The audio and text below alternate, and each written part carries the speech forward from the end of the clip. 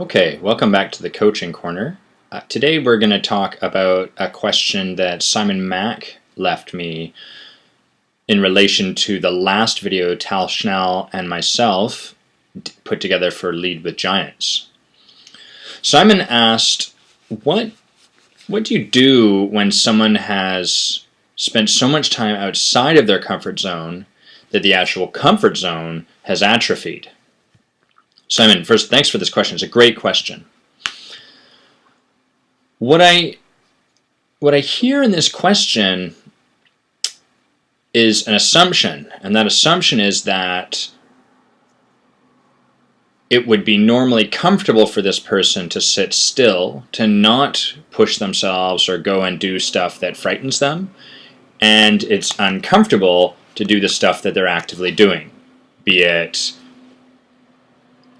pushing for new jobs or making themselves go out and meet new people, or as I know Simon is a dancer, perhaps going and dancing in crowds that might be uncomfortable for some people. As a coach, the first place I would look is I would really want to challenge this interpretation about what is and is not comfortable.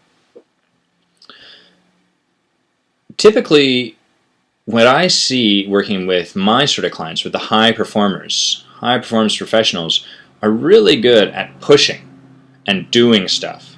So they have no problem taking on new tasks and working harder and vying for more leadership positions and taking on the responsibility inherent in that. But they really struggle with stillness, to create some peace, to slow down a little bit and actually reduce their workload, to take sort of a subtractive approach. And I really hear this kind of thing in Simon's question. To me, what I hear is that it's actually quite comfortable for this person to operate outside of what they perceive to be their comfort zone. It might not feel easy or relaxing to be constantly going and jumping into crowds of people and dancing with them, or vying for new leadership positions, or even getting into fights or creating confrontation because they feel that's necessary. It might not feel relaxing, but I would assert that that's actually what is comfortable. When someone says, my comfort zone is atrophied, I actually have it. I hold it that these sort of people are actually looking, they've got their comfort zone and they're uncomfortable. Let me try to reword this. They have their comfort zone and what's outside of their comfort zone mixed up. So they think that the stuff that they're doing that's putting them out there in the world is actually outside of their comfort zone, which it's not. And they have that relaxing, perhaps meditating, creating stillness, that's actually inside their comfort zone. And it doesn't sound like that's the case at all. So the work to do here is to really take a look at what do you hold is currently atrophied, and, like any muscle, practice it. Start developing that muscle again. And if I'm correct, what you're going to notice really quickly is an extreme desire to do anything different. This is exactly how I operate.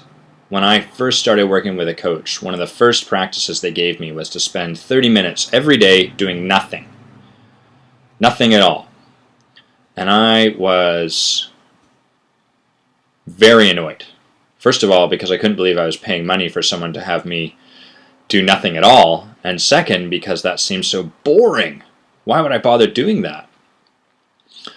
And the truth is that this practice really opened me up to seeing some of the value in meditation and to actually creating stillness in my life, because that's the one thing I never do. I never sit down and slow down. So Simon, the place for you, or whoever it is that you're thinking of, to look is, what can I actually do to practice in this area where I've atrophied? What can I actually do to slow down, to create some peace? High-performance professionals will always resist meditative practices or those practices that actually require them to do less. And it's also in this place that they'll gain the greatest benefits, because it's where their muscle's weakest. So we're always looking, and I actually really love the metaphor of an atrophied muscle. We're always looking at the places where we've really developed our muscles quite strong, and where we've let them atrophy. And we just want the work of coaching is to actually have us refocus our attention on this muscle, to actually start working this one out and developing a facility in a place that currently we have almost none. Simon, thank you so much for your question, and I hope that provides some degree of clarity.